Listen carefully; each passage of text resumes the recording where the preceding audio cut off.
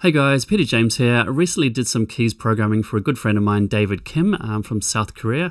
I'll quickly go to his YouTube channel and show you who the guy is. So this is the guy, David Kim, from Mataway.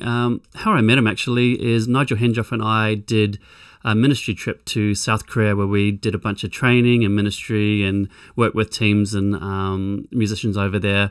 And out of that trip, we formed some really good friendships, including this guy, David Kim. So just recently, he asked me if I'd program up the keys for their worship song. And so this is it. I thought it'd be really cool to just break down my part of the production, all the keys, layers and everything, and show you kind of what I did for it. So what I'll do is I'll start with the intro with everything in, and then I'll start to break down the individual layers.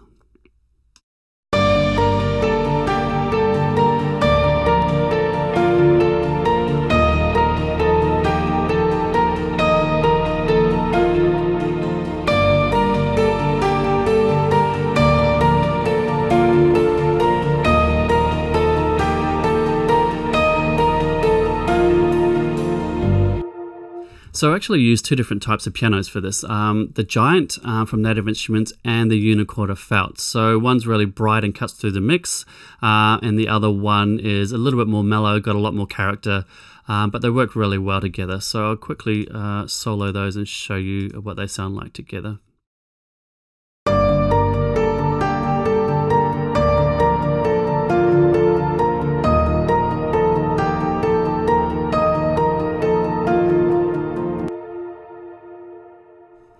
You can probably hear a lot of reverb on that as well, on both the Giant and the Unicorder.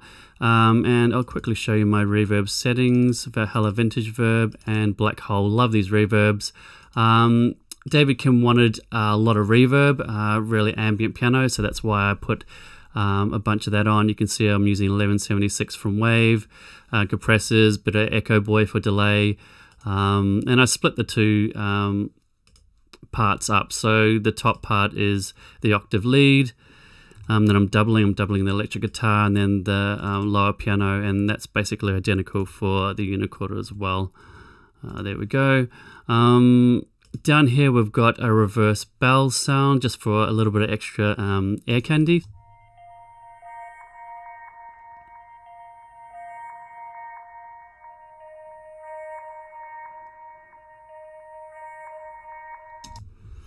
So that's only the intro and the re-intro where I put that reverse bell sound.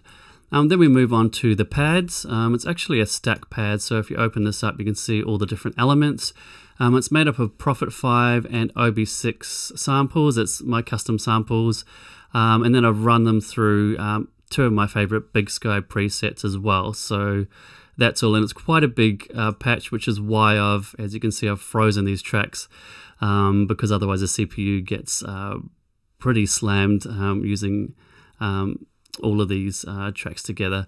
And if you're interested in that patch and want to know a little bit more info on it, it's my go-to kind of analog multi that I'm using at Hillsong Church. I've put it up on multi-tracks as well, and so it's available in a bunch of different formats. But this is, yeah, like I said, my go-to kind of pad, and you can have it starting off really mellow and it gets brighter. You can also mix in lead sounds, which I've actually added the leads later on in the song. But let's start off with the pad sound and show you what it sounds like. Like I said, it starts off mellow. I've got the mod wheel down, which is affecting the low pass filter, but then I move the mod wheel up later on and it builds later on in the song.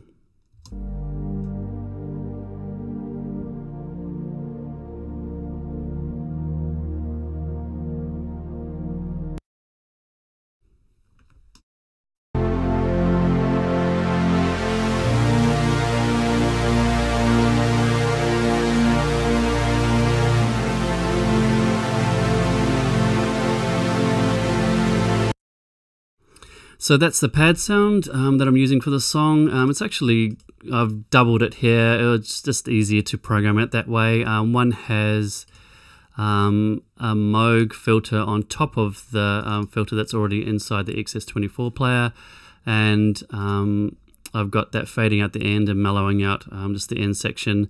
I actually wanted to take it off the bridge because even though it's a really nice low pass filter cut off plugin, it does take off some of the really top shimmery sound of the pad, and so for the biggest section of the song I wanted it without it, so that's why I kind of split it up like that. It was just easier for me to just duplicate it quickly and do it like that, so that's what I did there. Down here we've got a pulsing pad from my OP6 that I tracked in.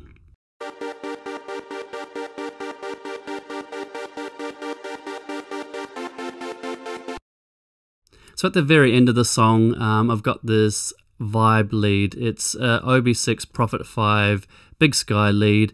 It's actually part of this analog multi, and I bring it in at the end of the song just to give it a little bit more energy. So I'll quickly play this and then I'll show you it with the track so you can kind of hear what it's doing.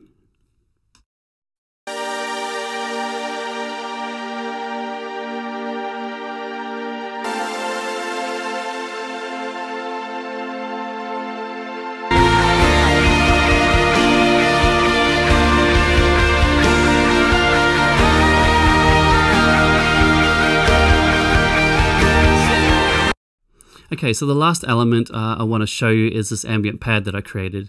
It's using the unicorder, but then I've also got a bunch of other things in there. You got the 1176 from Waves, Echo Boy, Crystallizer, Black Hole, a high pass filter taking out some of the low end rumble, and then I've run it through those two reverbs I showed you before.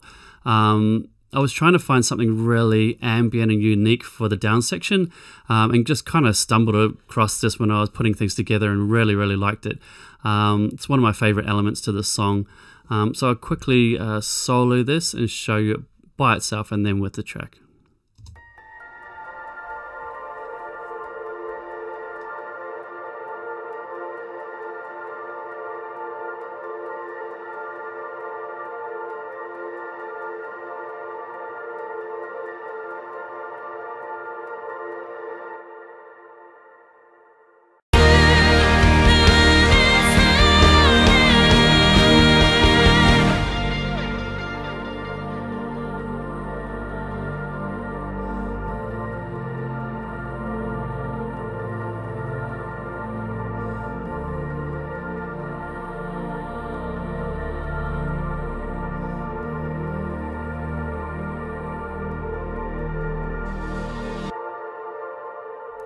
So there you go, that's the ambient pad thing that I created. I actually loved it so much that I'm going to put it up on multi-tracks as an ambient pad.